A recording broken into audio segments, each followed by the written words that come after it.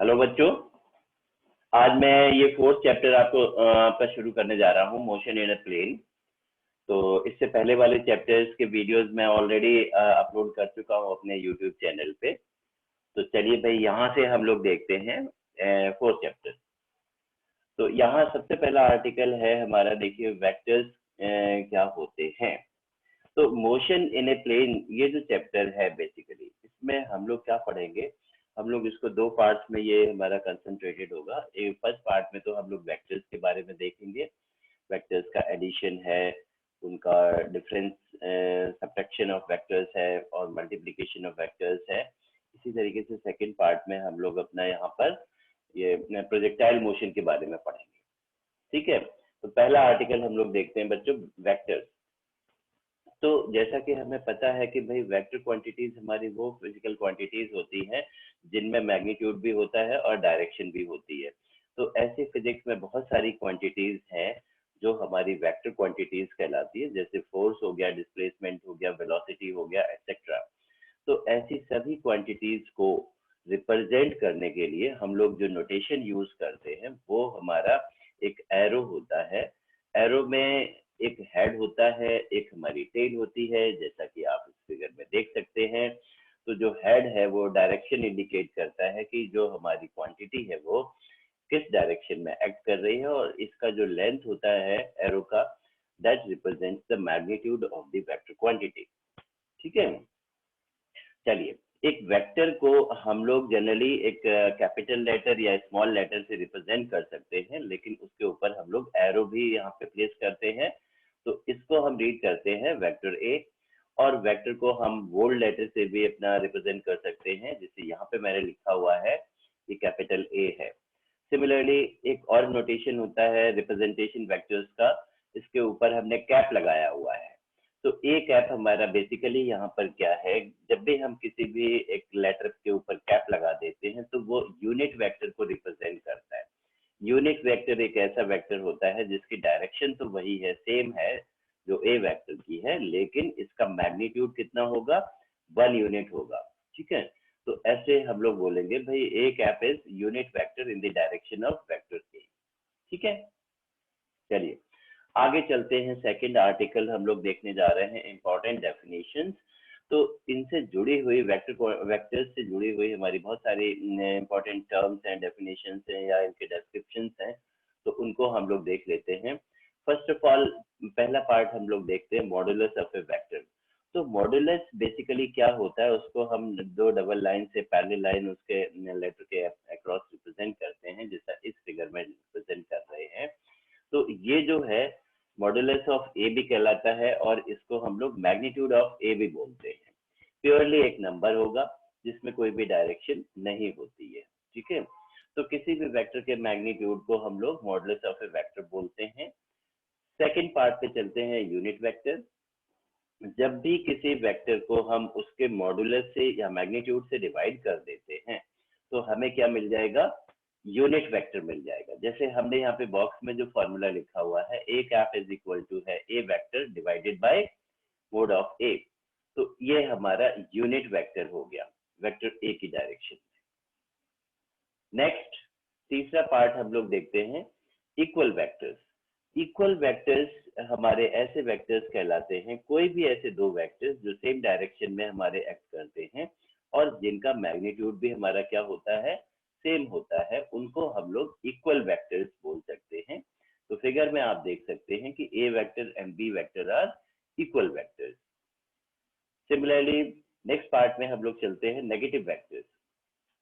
कोई भी ऐसे दो वेक्टर्स जिनका मैग्नीट्यूड हमारा सेम है और वो अपोजिट डायरेक्शन में एक्ट करते हैं, तो ऐसे वेक्टर को हम लोग नेगेटिव वेक्टर बोलेंगे। सपोज करिए कि हमने भाई यहाँ पे ए वेक्टर लिया हुआ है which is moving towards the right, and जो दूसरा इसका काउंटर पार्ट है वो हो गया हमारा माइनस ए वेक्टर जो लेफ्ट की तरफ एक्ट कर रहा है। तो यहाँ पे माइनस ए वेक्टर जो है वो ए वेक्टर का नेगेटिव वेक्टर कहलाएगा। ठीक है, नेक्स्ट पार्ट में देखते हैं को इनिशियल वेक्टर्स। तो को इनिशियल वेक्टर्स क्या होते हैं बच्चों, इसको हम लोग कह सकते हैं कि ऐसे कोई भी दो वेक्टर्स जो एक ही पॉइंट से हमारे स्टार्ट होते हैं तो उनको हम को इनिशियल वेक्टर्स बोलते हैं। जैसे फिगर में आप देख सकते हैं कि ओ पॉइंट से दो वेक्टर हमारे शुरू हो रहे हैं, एक हमारा ए वेक्टर है, एक बी वेक्टर है, तो बोथ आर नोन एज को इनिशियल वेक्टर्स। नेक्स्ट देखते हैं सिक्स पार्ट में हम लोग को लीनियर वेक्टर्स। तो ऐसे कोई भी दो या दो से ज्यादा वेक्टर्स जो एक ही डायरेक्शन में या एक ही लाइन में हमारे एक्ट करते हैं उनको हम लोग कोलिनियर वेक्टर्स बोलते हैं। So vectors of same or different magnitudes which are acting along the same line or parallel lines are called collinear vectors. चलिए नेक्स्ट हम लोग देखते हैं, दिस इज सेवेंथ पार्ट। तो सेवेंथ पार्ट में हम लोग यहाँ पे पोजीशन वेक्टर देखने जा रहे हैं। तो सपोज करिए कि भाई यहाँ पे हमने कोऑर्डिनेट एक्सिस अपनी ले ली है, भाई एक्स एक्सिस हो गई हमारी, वाई एक्सिस हो गई है, जेड एक्सिस भी हो गई, बट इस फिगर में जेड एक्सिस मैंने शो नहीं की हुई है। अच्छा, तो यहाँ पे देखते हैं ओरिजिन के जो कोऑर्डिनेट्स हैं वो हमारे हो गए 0 0 0, और जो हमारा ए पॉइंट है उसके कोऑर्डिनेट्स हैं 4 3 1। तो कोई भी ऐसा वेक्टर जो ओरिजिन के रिस्पेक्ट में किसी पोजीशन को डिनोट करता है, जैसे ए पॉइंट है यहाँ पर, तो इसका पोजीशन वेक्टर क्या हो जाएगा, ओ ए वेक्टर। और ओ ए वेक्टर को निकालने के लिए हम लोग क्या करेंगे, यहाँ पर ये ले लिया हमने, O A vector is equal to होगा हमारा x2 minus x1 I cap plus y2 minus y1 J cap plus j2 minus z1 sorry z2 minus z1 K cap हो गया। और इसमें जो हमारी x1 x2 ये कौन से हो जाएंगे भाई, x2 तो हमारी फाइनल पोजीशन का कोऑर्डिनेट होगा और x1 हमारा इनिशियल पोजीशन का कोऑर्डिनेट होगा, ठीक है, एक्स एक्सिस पर। तो इसी तरीके से x1 y1 z1 ये हमारे ओरिजिन के कोऑर्डिनेट्स हो गए हैं। इसी तरीके से x2 y2 z2 ये हमारे ए पॉइंट के कोऑर्डिनेट्स हो गए हैं। तो हमने इनकी वैल्यूज पुटअप कर दी यहाँ पर, तो ये आ गया भाई ओ ए वेक्टर, जिसका वैल्यू आ गया हमारा भाई O A vector is equal to 4 I cap plus 3 J cap plus K cap. और हमें ये भी पता होना चाहिए कि ये I cap, J cap, K cap ये हमारे बेसिकली क्या होते हैं, these are unit vectors in the direction of coordinate axis। तो आई कैप जो होता है वो हमारा यूनिट वेक्टर होता है एक्स एक्सिस की डायरेक्शन में, जे कैप होता है unit vector in the direction of Y axis, और के कैप होता है हमारा unit vector in the direction of Z axis, ठीक है। So here I cap, J cap and K cap are unit vectors in the direction of X Y Z axis, इस तरीके से। और यहाँ फिगर से भी आप देख सकते हैं, इनको हमने यहाँ पे दिखाया हुआ है। बच्चों अब बात आती है हमारी मैग्नीट्यूड की। तो अगर भाई हमें ओ ए वेक्टर का मैग्नीट्यूड निकालना पड़े, मतलब इसकी टोटल लेंथ हमारी कितनी है, तो हम कैसे निकालेंगे भाई, ये देखिए हियर ओ ए का मैग्नीट्यूड हो जाएगा under root 4 square plus 3 square plus 1 square, यानी इनके आई जे के जो कॉफिशिएंट्स हैं हमारे 4 3 1, इनको स्क्वायर करके हम एडअप कर देंगे और उसका होल रूट ले लेंगे, तो हमारा मैग्नीट्यूड आ जाएगा। यहाँ पे देख सकते हैं कि जो ओ ए वेक्टर है इसका मैग्नीट्यूड हमारा कितना है, अंडर रूट 26 है, ठीक है। आगे चलते हैं, नेक्स्ट पार्ट में हम लोग देखने जा रहे हैं डिस्प्लेसमेंट वेक्टर। तो what is a displacement vector? तो डिस्प्लेसमेंट वेक्टर हम लोग बोल सकते हैं कि भाई एक पोजीशन से कोई भी ऑब्जेक्ट है हमारा, अगर वो ए से बी की तरफ जा रहा है तो ए बी हमारा वेक्टर यहाँ पर जो होगा वो क्या कहलाएगा, डिस्प्लेसमेंट वेक्टर। सपोज करिए इस फिगर में हमने भाई ओरिजिन ले लिया ओ पॉइंट पे, और एक पॉइंट है ए, एक पॉइंट है बी। हमने देखा कि भाई यहाँ पर एक ऑब्जेक्ट अगर ए से बी जाता है, बी के कोऑर्डिनेट हो गए 5, 1, 7, और ए के कोऑर्डिनेट हो गए हमारे 2, 4, 3। तो हम लोग यहाँ पे जो डिस्प्लेसमेंट वेक्टर है वो कैसे निकालेंगे, उसका रिप्रेजेंटेशन भी इसी तरीके से होगा। ए बी वेक्टर को इस तरीके से कर सकते हो, this is final point minus initial point, मतलब 5 - 2 हमने लिखा है क्योंकि 5 हमारा फाइनल पोजीशन है और 2 हमारा इनिशियल पोजीशन का एक्स कोऑर्डिनेट है। इसी तरीके से y और z के भी कोऑर्डिनेट्स हमने पुटअप कर दिए और हमने फाइनली ए बी वेक्टर निकाल दिया है 3 आई cap minus 3 J cap plus 4 के कैप। तो ये आ गया डिस्प्लेसमेंट वेक्टर, ठीक है। चलिए, तो ये था हमारा सेकंड आर्टिकल। इसके आगे हम लोग चलते हैं, थर्ड आर्टिकल ये देखने जा रहे हैं। तो अब हम वेक्टर्स का अपना भाई एडिशन ऑफ वेक्टर्स के बारे में यहाँ पे देखेंगे। तो एडिशन ऑफ वेक्टर क्वांटिटीज हम कैसे करते हैं? तो हमें पता होना चाहिए कि भाई दो वेक्टर्स को ऐड करने के लिए हमारी डिफरेंट पॉसिबिलिटीज होती हैं कि अगर वो सेम डायरेक्शन में होते हैं, जैसा कि आप फर्स्ट पार्ट में देख रहे हैं, तो हम उनका जो है वो डायरेक्टली एड अप कर सकते हैं उनको, और जो उनका सम आएगा यहाँ हमने आर से रिप्रेजेंट किया हुआ है। तो जनरली वेक्टर्स के केस में हम लोग एक टर्म ये रिजल्टेंट यहाँ पे इंट्रोड्यूस करते हैं। तो in case of this R vector is equal to हो जाएगा A vector plus B vector when they are acting in the same direction. Similarly हमने सेकेंड पार्ट में देखा, जब वो दो वेक्टर्स हमारे अपोजिट डायरेक्शन में एक्ट करते हैं, इसका मतलब ये होता है कि भाई ए वेक्टर तो हमारा राइट साइड में एक्ट कर रहा है और बी वेक्टर हमारा लेफ्ट साइड में एक्ट कर रहा है। तो अल्टीमेटली जो रिजल्टेंट होगा वो a माइनस बी होगा। तो यहाँ पे बच्चों मैं एग्जाम्पल के तौर पे आपको बताना चाहता हूँ कि अगर a हमारा फोर्स है, b भी हमारा फोर्स है, तो भाई दो अपोजिट फोर्सेस होंगे तो नेट फोर्स जो है वो उनका डिफरेंस ही होगा हमारा। ठीक है, चलिए तीसरा पार्ट हम लोग यहाँ पे देखने जा रहे हैं। When two vectors act at some angle in this case, क्या होगा भाई यहाँ पर कि अगर कोई भी दो वेक्टर हैं हमारे किसी एंगल पे एक्ट करते हैं, तो अल्टीमेटली हम लोग कह सकते हैं कि ऐसे में उनका सम निकालने के लिए हम लोग तीन डिफरेंट लॉज हैं हमारे पास। एक तो है ट्रायंगल ऑफ वेक्टर एडिशन, एक है हमारा पैरेललोग्राम लॉ ऑफ वेक्टर्स, और तीसरा है हमारा पॉलीगन लॉ ऑफ वेक्टर्स। तो उनको हम लोग एक एक करके यहाँ पर देखेंगे। तो चलिए देखते हैं। सबसे पहले है हमारा ट्रायंगल लॉ ऑफ वेक्टर्स। तो बच्चों आपको पता होना चाहिए ट्रायंगल लॉ हमारा क्या कहता है। इसका स्टेटमेंट अगर लिखने को आता है तो हम क्या लिखेंगे भाई कि कभी भी अगर दो वेक्टर्स हैं हमारे ए और बी, उनको अगर हम लोग किसी ट्रायंगल की दो कॉन्जिक्यूटिव साइड से रिप्रेजेंट करते हैं taken in the same order, तो जो तीसरी साइड होगी जो अपोजिट ऑर्डर में होगी वो क्या रिप्रेजेंट करती है, वो उन दोनों वेक्टर्स का सम रिप्रेजेंट करती है। ठीक है, और बाकी स्टेटमेंट आपकी डेफिनेशन आपके सामने लिखी हुई है, तो आप उसको फाइनलाइज कर सकते हैं। तो चलिए मैंने आपको यहाँ पे देखा भाई ये हमारा ए वेक्टर है, ये बी वेक्टर हो गया। सपोज ए और बी के बीच में एंगल जो है वो हमारा थीटा एंगल हो गया। तो हम लोग इनको रिप्रेजेंट कर लेते हैं दो कॉन्जिक्यूटिव साइड से। कॉन्जिक्यूटिव साइड का रिप्रेजेंटेशन कैसे करेंगे कि भाई ए वेक्टर को हमने रखा यहाँ पे ओ से लेकर बी तक, और जो बी वेक्टर की टेल है वो हमने बी पर रख दी आके। तो ये बी ए वेक्टर जो है वो बी वेक्टर को रिप्रेजेंट कर रहा है, और इनके बीच में जो एंगल है वो थीटा हो गया।